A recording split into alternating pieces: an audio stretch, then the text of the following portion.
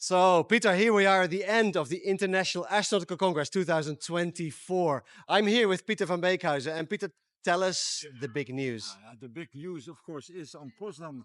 They won the IAC 2027. Let's say Amazing. after having been a very close second last year. Let's say we worked very hard, both of us together on this proposal. But this time they won, and it's absolutely fabulous. It's a beautiful city. It's a beautiful conference area, and they've got a magnificent team under the leadership also of Lukas. Exactly. So we will both work with Lukasz Wilczynski on this, and it's going to be the best IAC ever. Let's Absolutely, we have to break a record again. I would say. Yes. But that's 3 years away. So let's focus on the IAC 24. We're still in Milan after all. So tell us a little bit about the whirlwind that was this week. What were your highlights? Now, the highlights, it has been a very long week because I started on Friday with United Nations IEF workshop. Yeah. These were 3 intensive days. And then there was, of course, the whole week of the IAC, during which I shared a few sessions and also moderated in a GNF together with some top leaders from Israel and from USPA, UNOSA, JAXA, World Economic Forum, and the Egyptian Space Agency. It was a wonderful week, very interesting. IAC24 has been a huge conference. It has been unprecedented. I have not counted my steps, but it has been quite an hectic week. But it was very good to see so many people. Actually, I did count my step. I did about 20,000 steps a day. Okay. This is a big conference. The exhibit is bigger than ever. The number of people here is more than ever. The number of sessions is bigger than ever. The number of abstracts that we got and that we had to work through earlier this year was bigger than ever. Well, I think that's what's also important to say that we saw yesterday with the presentation of the abstracts. Of course, you got all the big countries. But number 10, so the first one of the small countries was the Netherlands. Seriously? Yeah. Okay, well, So for those who don't know, we are both proudly Dutch. Yeah, yes, absolutely. So that means also a big boost for the Dutch industry, let's say their capacity to come up with excellent abstracts. So this was very good. And for the rest, it has been an extremely busy week. It's been over in no time. I mean, it's always here. You barely sleep. You start at 8 in the morning. You go on until midnight. Yeah, it's very intense, but it's been worth it. What has it brought you personally for your business? Of course, let's say here also for the Stichting Space Professionals Foundation. So I have made good contacts with NASA. Let's say to be able to offer also to the Dutch young professionals and students NASA-related courses on system engineering. Yeah, because and program management. Let's focus on what you do. What you do in that foundation is provide funding for students, young professionals to train themselves in the space sector. Absolutely. Yeah. And let's say so far we have been very much involved with ISU. But we would like to also extend it to, let's say, to NASA. I've also talked with people from industry who are organizing a dedicated mechanical engineering study program.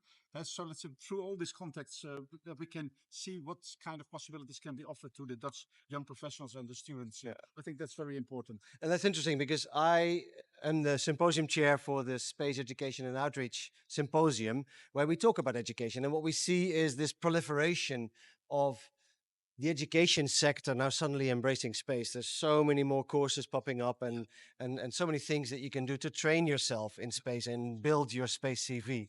And that's not only what we see in the Netherlands, but also, let's of course, with the emerging countries and the developing nations.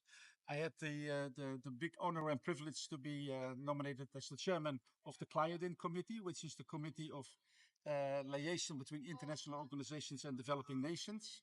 And there I had also discussions now with the senior people from Israel on the GLEX 2025. Oh, excellent. Where we certainly will also see each other. Very likely. Yeah. And so that is a very nice activity. We had our first meeting with the board, and we will come up with a nice plan to support emerging countries and developing nations. And that can also be for the benefit of the industries in the developed nations. Absolutely. They have to go hand in hand.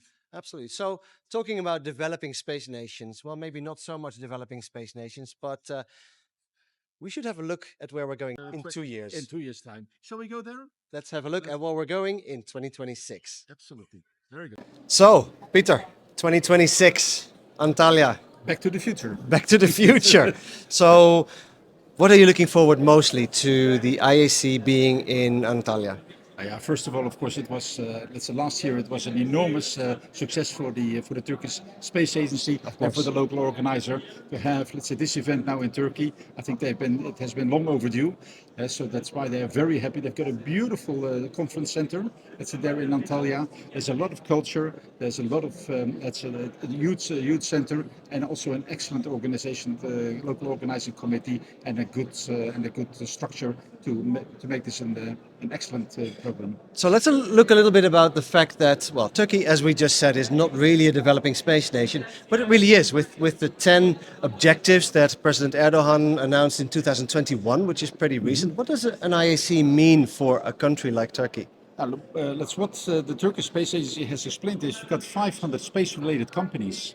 And to have such a big event, let's say in the country, gives an enormous exposure to that, to the entrepreneurs over there, and they can see then the opportunity. Of course, they had already 2 astronauts, which have done quite a lot. There was last year in Bursa. There was the Association of Space Explorers, which has also done quite a big impact. Because since that, both astronauts have flown.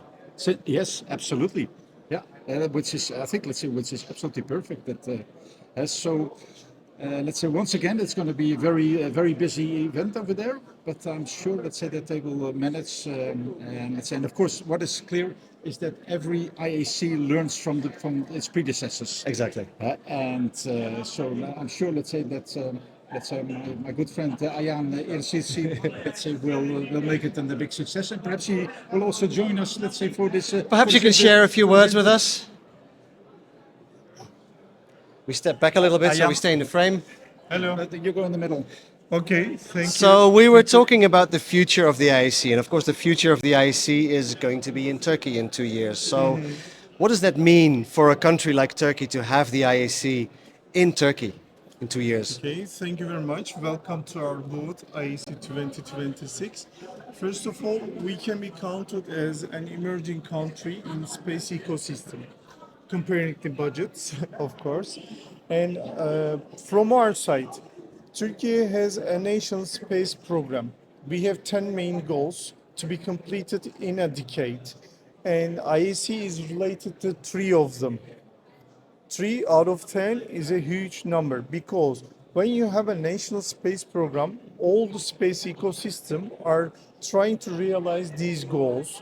These 3 of them are related to IAC. Which one? The first one is space awareness. If you have such a big conference, space-related conference, and bringing the international global ecosystem to your country, you have opportunity to raise the space awareness level. Also, under this goal, we have a sub-goal. We can also raise the awareness of IAF and IAC, along with space-related international organization and importance of these organizations in space ecosystem. Along with this, we have second goal, which is developing a space ecosystem within Turkey. But developing this within Turkey also means that developing space ecosystem around our region, which is critical. Sometimes our neighbors can be unstable. So if we have a great one strong motivational goal, we can direct everybody, maybe not this generation politician, next ones to do this. Because according to the Bank of America data and United Nations data, the expectations of the space investments that will be made in 2030 come to the $1.8 trillion. So, which is 2% of the global investment. So this is huge. Everybody can get their concentration, motivation, and their way of doing things to this area. And third goal of Turkey is the Moon program. Moon. Everybody's dream is Moon. You know, also my name is Ayhan. The first part means I, the moon. My father was also a visionary person, so he named me to work under Turkish Space Agency. So everything, when you look at our flag, we have also crescent, moon, and star. So since the beginning of the humanity, we always looked up, and we tried to go up. We always try to do that.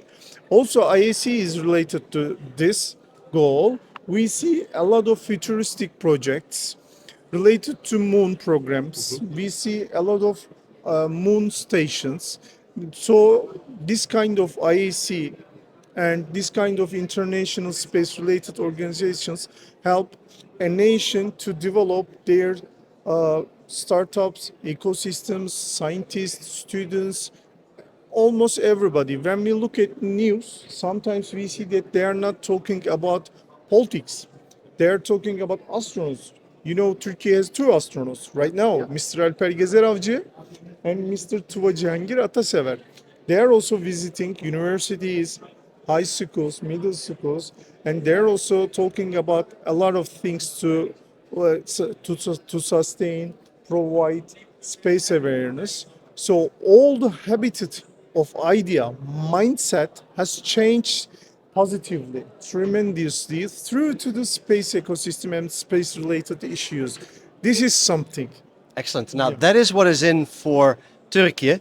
Yeah. What is in for the visitors who are coming to Turkey? How can they benefit from IAC being in Antalya? First of all, Antalya, pearl of Mediterranean. Okay, when you say Antalya, when I hear Antalya, I get relaxed. Oh, sun and sand, sea. You see the orange color, beautiful orange and orange related fruits, a lot of healthy things. It is relaxation and also cuisine of Turkey. This is from the touristic purposes, but from the space ecosystem, we already started our national space program before getting the opportunity, getting the right to host IAC.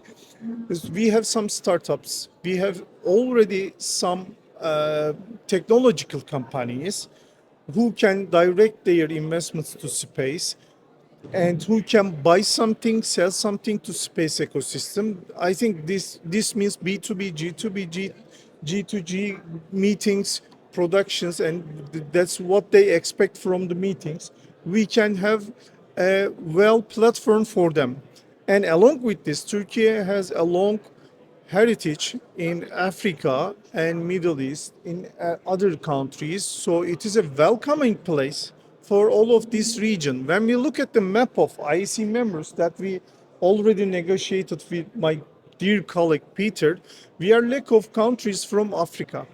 So it will be very welcomed for them. We can invite them. We can also sustain some sponsorships for the students, scientists, and ecosystem. This is also an advantage for African, and this is also an advantage from investors who has not yet met with any African space ecosystems representatives. Perfect. Well, I'm totally looking forward to IAC 2026 after we kangaroo jump to Sydney. And the sun and the sand, of course, that sounds amazing, but that's not the reason why we go there. We go there to do business in space, and Antalya will be the center of the space world for at least that week, but will play a much bigger role after that, well, before that and after that already. So I'm really happy to see that. Peter. I just wanted to conclude by referring to what Ayhan just said. Let's say when he talks about Antalya, let's say he becomes relaxed. So let's say the head of the local organizing committee for 2026 in Antalya is already relaxed. This is great. We're very much looking forward to this. So thank you for explaining the story of Antalya 2026. Thank you very much. Thank you.